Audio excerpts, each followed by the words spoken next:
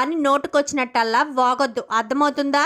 ఇంకొకసారి మీనాను మాత్రం తక్కువ చేసి తప్పు చేసినట్టు మాట్లాడితే మాత్రం అస్సలు ఊరుకోను అంటూ సత్యం అక్కడి నుంచి వెళ్ళబోతూ ఉండగా, అది కాదండి, వాడు తాళం వేసుకుని వెళ్ళిపోయాడు. ఇప్పుడు గనక శృతి ఈ ఇంటికి వస్తే పరిస్థితి ఏంటి అని చెప్పాను. కానీ అయినా నిన్ను ఇంటికి తీసుకొచ్చే రోజున తెలియదా? వాళ్ళని ఎక్కడ ఉంచుతామన్న ఉద్దేశంతో ఇంటికి తీసుకొచ్చావు. వాళ్ళని ఇంటికి తీసుకొచ్చేసరికి ఏదో ఒక బెడ్రూమ్ అయినా సిద్ధం చేసి ఉంచాలి. అలా చేయడం మానేసి ఇంటికి తీసుకురావడం ఏంటి? అయినా వెనక ముందు ఆలోచించకుండా ఎలాంటి పని ఎందుకు చేశావు? వాళ్ళు మాత్రం గదిని ఎలా ఇస్తారు? నీ ముద్దుల కొడుకు మనోజ్ ఉన్నాడు కదా, మనోజ్ గదిని వాళ్ళకి ఇవ్వచ్చు కదా. వాళ్ళ గది ఇచ్చేస్తే వాళ్ళు ఎక్కడ పడుకుంటారు? అయినా వీళ్ళ గదే ఇస్తారు, వీళ్ళు ఉంటే ఉంటారు లేకపోతే పోతారు అంటూ ప్రభావతి కాస్త లోపలికి వెళ్ళిపోతుంది. ఇంకా మీనా ఏడ్చుకుంటూ ఉంటుంది. ఇంకా మనోజ్ కాస్త బయటికి వెళ్ళిపోతాడు. ఇంకా సత్యం యూనియన్ ఆఫీస్ దగ్గర దాకా వెళ్ళి అక్కడ పని పూర్తి చేసుకుని వస్తూ ఉండగా మధ్యలో ఒక సత్యం పాత స్నేహితుడు ఒకడు కలిసేసరికి రంగా సత్యం ఇద్దరు కూడా తనతో మాట్లాడేసరికి ఒక్కసారిగా సత్యం షాక్ అవుతాడు ఆ పాత స్నేహితుడు చెప్పిన మాటలకి. అదేంటి అలాగా అనగానే, నిజంరా, నీకు నేను అబద్ధం చెప్తున్నాను అనుకుంటున్నావా ఏంటని. కానీ చచ్చచ్చా, నువ్వు అబద్ధం చెప్తావని ఎందుకు అనుకుంటానరా? ఈ విషయం నాకు ఇప్పటి వరకు తెలియదు అని అనుకుంటున్నానంతే. నువ్వెందుకు పనిగట్టుకుని వచ్చి అబద్ధం చెప్తావు అంటూ సత్యం అనేసరికి, సరేరా నువ్వు వెళ్ళైతే నేను చెప్పాను, కానీ ఇప్పుడు ఏం చేస్తావు సత్యం అనేసరికి, ఏం చేస్తానురా, బాలుగాడిని మీనాని ఎన్ని మాటలు అంటుందో తెలుసా ప్రభా? నాకు అవకాశం వచ్చింది, చెప్తాను అంటూ సత్యం కాస్త ఇంటికి వెళ్తాడు. సత్యం ఇలా ఇంటికి వెళ్ళడంతో బాలు కూడా అప్పుడే వస్తాడు. వచ్చావా? ఎదుటి వాళ్ళు సంతోషంగా ఉంటే నిప్పులు పోసుకుంటావు కదా, వచ్చావా అంటూ మాట్లాడేసరికి, ఏ ప్రభావతమ్మా, నేను నిప్పులు పోసుకుంటానా? ఎవరికి సంతోషంగా ఉంటే నిప్పులు పోసుకున్నాను నేను అంటూ బాలు అనగానే, నీ గదిని వాళ్ళిద్దరికిస్తే నష్టమా ఏంటి? నువ్వు పైన టెర్రస్ మీద పడుకోలేవా? ఇంతకుముందు పెళ్ళి కాకముందు ఆ గుడారంలోనే కదా పడుకునేవాడివి. నీ పిల్లం ఏమన్నా పట్టుపరుపుల మీద పడుకుందా? నేల మీదే కదా పడుకునేది. ఆ మాత్రం దానికే మీకు గదులు కావాల్సి వచ్చాయా? గదులు అని చెప్పాను. కానీ ప్రభా, పొద్దుట కొట్టిన దెబ్బ నీకు తగ్గినట్టు అనిపించినట్టుంది. మళ్ళీ ఇంకొకసారి పడతాయని. కానీ ఏంటండి, నానోరు ముగిస్తారేంటి? తప్పులు వాడి చేస్తే నానోరు ముగిస్తారేంటి అని చెప్పనేసరికి, తప్పులు చేసింది ఎవరు? బాలునా? బాలు ఏం తప్పు చేశాడే? ఏం తప్పు చేశాడు చెప్పాను. కానీ తప్పు చేయకపోవడం ఏంటండి? రవి వాళ్ళు ఉండడానికి గది ఇస్తే ఆ గది తాళం వేసుకుని వెళ్ళిపోయాడు. అవును, మరి రవి తప్పు చేశాడు కాబట్టే వాణ్ణి కోపంతో ఇంకా చూస్తున్నాడు. మరి మనోజ్ తప్పులు చేయలేదా? మనోజ్ ఏ తప్పు చేయలేదా అని. కానీ మనోజ్ ఎందుకు తప్పులు చేస్తాడు? ఆయన మనోజ్ నా కొడుకు ఏం తప్పు చేయడు. నా కోడళ్ళు, నేను ఏరుకోరు తెచ్చుకున్న కోడళ్ళు ఇద్దరు కూడా మంచి వాళ్ళే. ఈ మీనాలా స్వార్థ బుద్ధి గల వాళ్ళు కాదు అని చెప్పనేసరికి, ఎవరు స్వార్థ బుద్ధి గలవాళ్ళో ఎవరికి స్వార్థం లేదో అంతా తెలుస్తుంది. ఇలా రారా మనోజ్ అని చెప్పనేసరికి, ముందుకు వెళ్ళి చెప్పిన అన్న అని చెప్పాను. కానీ నువ్వు షోరూమ్ దగ్గరికి జాబ్కి వెళ్తున్నావా అని చెప్పాను. కానీ వెళ్తున్నాడు అని చెప్పాను. కానీ నువ్వు చూసావా, లేక నువ్వు రోజు తీసుకువెళ్ళి దింపేసి వస్తున్నావా? నేను నిన్ను అడగలేదు కదా, నువ్వు నోరు మూసుకుని ఊరుకో అంటూ ప్రభావతిని సత్యం అయితే నోరు మూయిస్తాడు. నువ్వు చెప్పరా, రోజు షోరూమ్ దగ్గరికి వెళ్తున్నావా అని చెప్పనేసరికి, వెళ్తున్నాను నాన్న అని చెప్పాను. కానీ మరి నెల జీతం 1,00,000 రూపాయలు వస్తుందని చెప్పావు. మరి 1,00,000 రూపాయల్లో ప్రతి ఒక్కటి కూడా ప్రతి నెల మీ అమ్మకే తీసుకొచ్చి ఇచ్చేస్తున్నావా అని చెప్పాను. కానీ అవును, నాకే తీసుకొచ్చి ఇస్తున్నాడు అని చెప్పాను.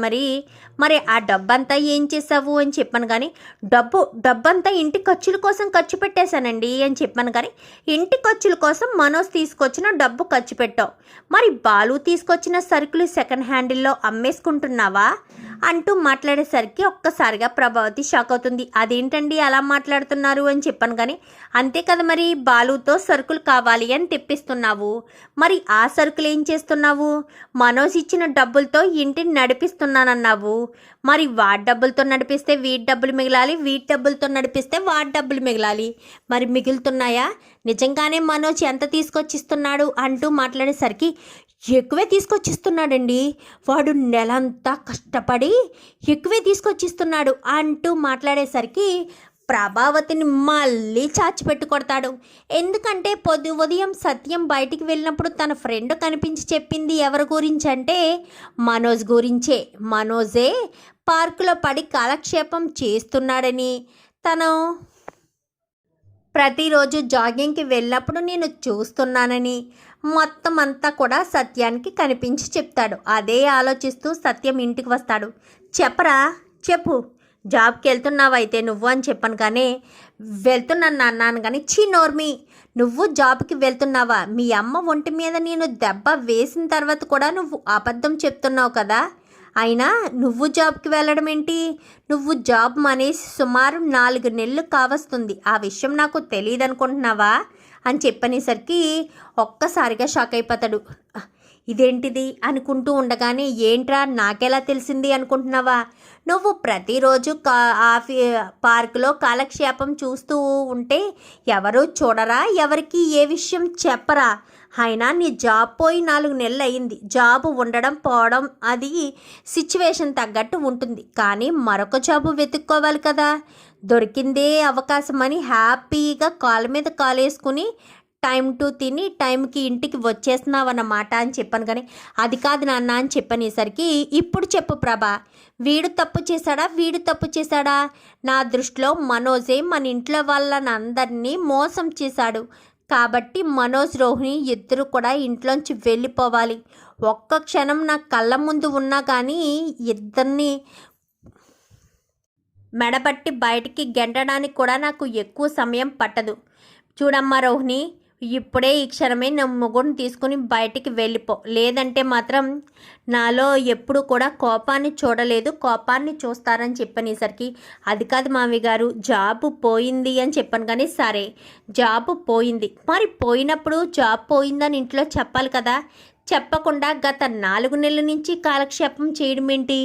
పోనీ జాబ్ పోయింది ఇంట్లో చెప్తే తిడతారు, మరి మరొక జాబులు వెతుక్కోవాలి కదా. వీడింట్లో ఉంటే ఇలానే సోమరిపోతులా తయారవుతాడు. వెళ్ళిపోండి, ఒక్క క్షణం కూడా ఉండొద్దు ఇక్కడ. వీడేమో జాబు లేకుండానే జాబు ఉందని చెప్తున్నాడు, నువ్వేమో మీ నాన్న మలేషియాలో బిజినెస్లు చేస్తున్నాడో లేదో తెలీదు, ఇప్పటికొచ్చి మీ నాన్న మా కంటి ముందుకు రాలేదు, పోనీ ఫోన్లో కూడా మాతో మాట్లాడలేదు. అలాంటిటప్పుడు మీ నాన్న మలేషియాలో ఉన్నాడని అవన్నీ నాకు అనవసరం. వెళ్ళు, మనోజ్ని తీసుకుని బయటికి వెళ్ళిపోండి. తక్షణమే నా ఇంటి నుంచి బయటికి వెళ్ళిపోతే మర్యాదగా ఉంటుంది. పదే పదే చెప్పించుకోవద్దాను, కానీ అది కాదండి బయటికి వెళ్ళాను. కానీ చూడు ప్రభా, ఇంకొక్కసారి నీ నోటంట మాట బయటకు వచ్చిందంటే మాత్రం మర్యాదగా ఉండదు.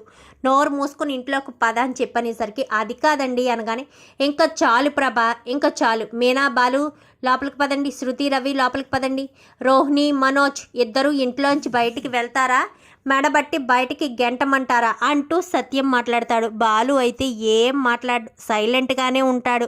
చూద్దాం మరి రాబోయే ఎపిసోడ్స్లో ఎలాగే జరగాలని మీరు కూడా కోరుకుంటే వీడియో నచ్చితే లైక్ చేయండి, ఛానల్ని సబ్స్క్రైబ్ చేసుకోండి, పక్కనే ఉన్న బెల్ సింబల్లో ఆల్ పై క్లిక్ చేయండి. ఎలా చేయడం వల్ల అందరికంటే ముందుగా చూడవచ్చు.